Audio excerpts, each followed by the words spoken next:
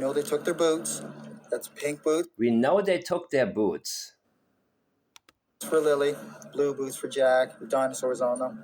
Lily had her backpack with white, and it was white, with strawberries on it. I imagine now if they're in the woods that it'd be probably brown, but I don't see them carrying their backpack. I don't see them keeping a pull-up on for that long. I don't see them keeping a pull-up on for that long. I mean, are they both in a pull-up? We know Jack is. So they had, he's describing them. He's describing what they were wearing. But he says, for Lily and for Jack, the boots were taken for them, not they wore them.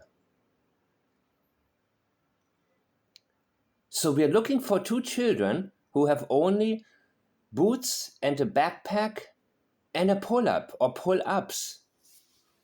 Keeping a pull-up long on. A pull-up for Jack, right? That's all we're looking for. What were they wearing? This is avoidance, people. This is hardcore avoidance. You would expect him immediately to figure out what they must have been wearing because they didn't have that many clothing.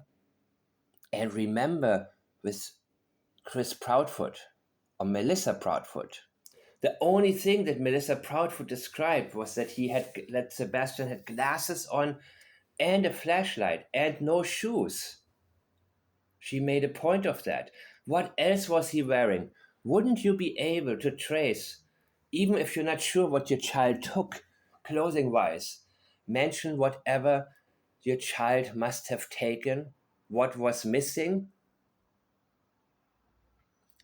Recall that Lily was wearing a pink top when she had poked her head in the door of their bedroom.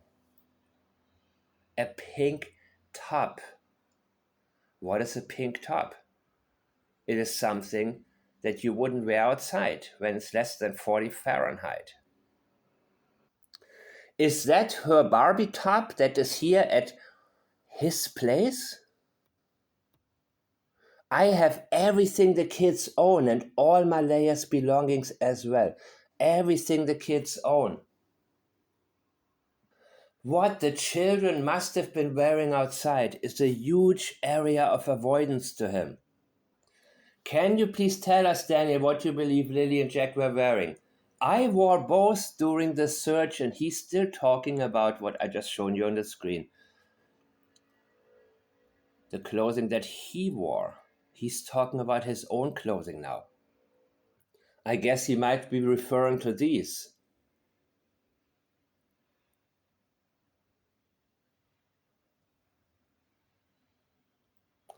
He doesn't. I wore both during the search, navy blue one. We're not asking about what you. She's not asking what you were wearing. She's asking what were the children wearing, because this should be mentioned immediately. And you should try what you can. Remember, Chris Proudfoot still kept it vague as to what Sebastian must have been wearing. And you know why? Because I believe the one thing that Sebastian Rogers and Lily and Jack had in common was that what took place was when it was around bedtime. And they were not wearing what they would usually wear if they go outside. It was cold also when Sebastian went missing that night, right? So I believe Jack and Lily had on what they would usually have on when they were asleep or about to go to sleep, or simply calling it a day and just running around with her. She had a top on, a Barbie top, right? Isn't that what he's saying here? That's what he said, the Barbie top, the pink top. That may have been the pink top that he was getting into. But look what he's saying right now. I can't tell you because it's part of the investigation. What is a part of the investigation? What the children were wearing? Are you kidding me? Oh, I'm sorry, I forgot. He is now creating the theory, which, by the way, I don't listen to that stuff. I don't listen to that part. I want no part of it. This whole theory of must have been happening, right? Yeah, I forgot, Daniel. Now you cannot tell us, but you told us something completely different. You're avoiding what the kids were wearing, and I believe that's because they were getting ready for bed. It happened probably around bedtime. They don't have on what we think they had on. I leave it at that. Why is this a sensitive area that he wants to avoid? I'm playing with fire speaking out. Yeah. He doesn't want to tell us what the kids were wearing because people would immediately know, they were nowhere near outside and they were not ready to go anywhere. Because if they were ready to go somewhere, they would have started to get dressed, right? Hey, someone's coming to pick you up. Get dressed, Jack and Lily. And they had a dog there, right? And wasn't the dog barking a lot? Do you think somebody could have come onto the property without the dog making some serious noise? And Daniel knowing from the very beginning, hey, what's going on here? Somebody's coming on my property. His mother said she didn't want the police in the house because of the dogs or the dog.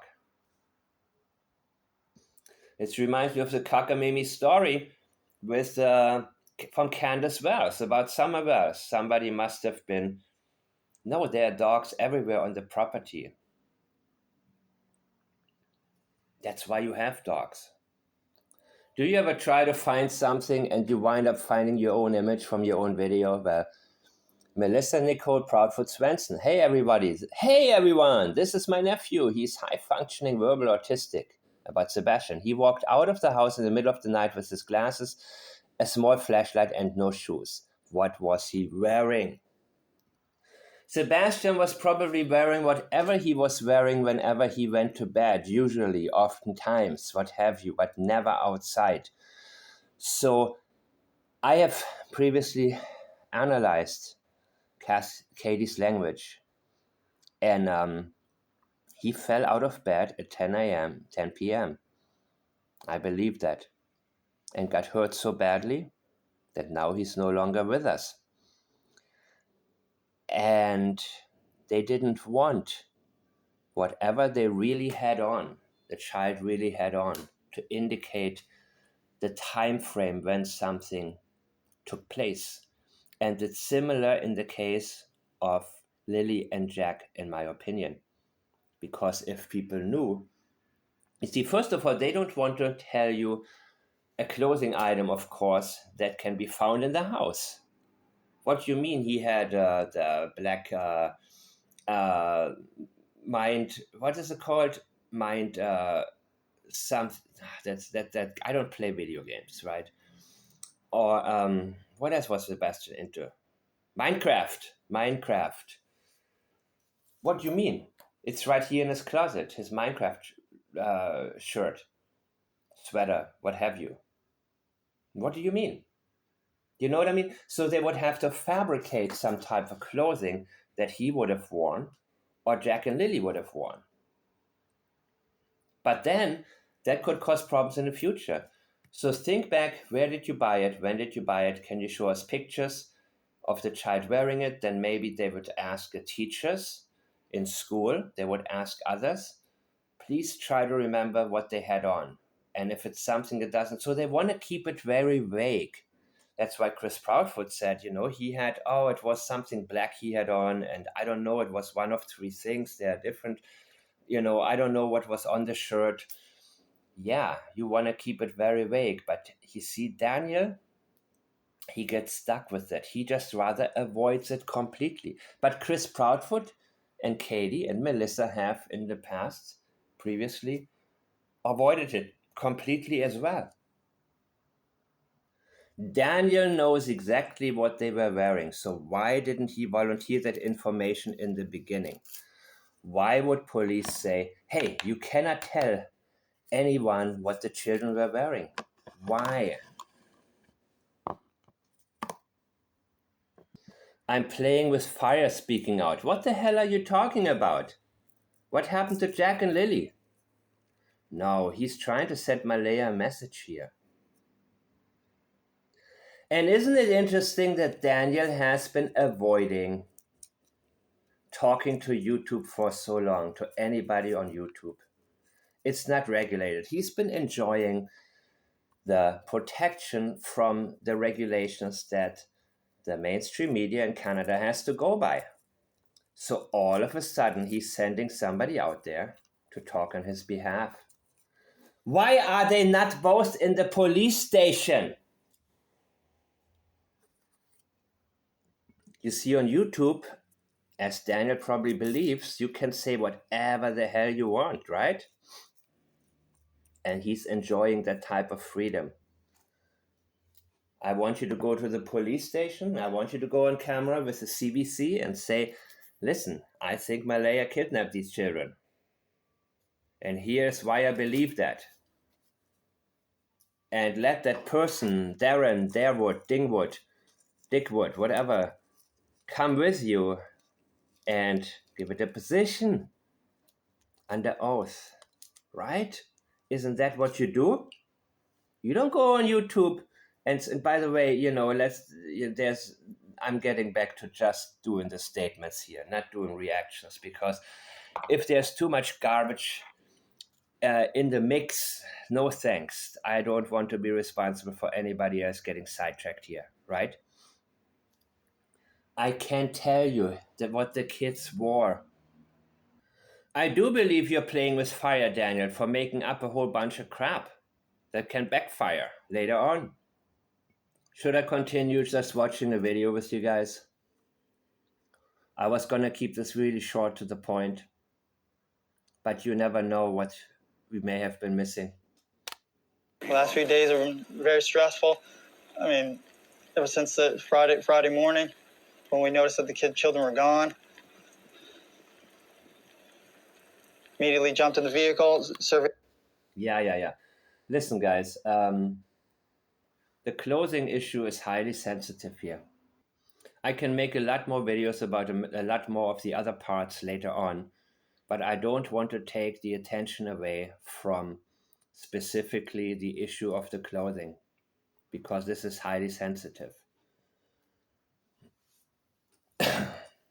They don't have on what we think they had on.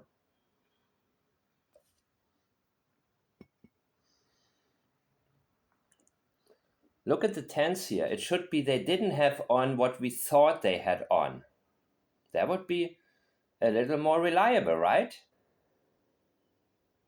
He said what we think they had on. They don't have on what we think they had on. What you think they had on is what you know they had on. Something that you would wear to bed. The same with Sebastian Rogers.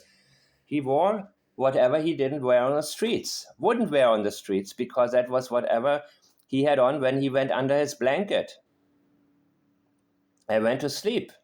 That's why this is sensitive, because then people will say, wait a minute, let's look at the evening before. Not early morning hours. And that's the avoidance and the distancing happening right here. They don't have on present tense what we think they had on.